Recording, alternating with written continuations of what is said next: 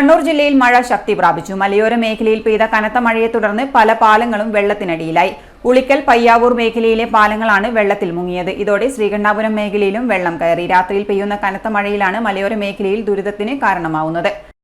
മലയോര മേഖലകളിലെല്ലാം നിർത്താതെ പെയ്യുന്ന മഴ കാരണം പുഴകളെല്ലാം നിറഞ്ഞു കവിഞ്ഞ അവസ്ഥയിലാണുള്ളത്. എല്ലാ മഴക്കാലത്തും ആദ്യം വെള്ളപ്പൊക്കമുണ്ടാകുന്ന പ്രദേശങ്ങളാണ് മലയോര മേഖലകൾ.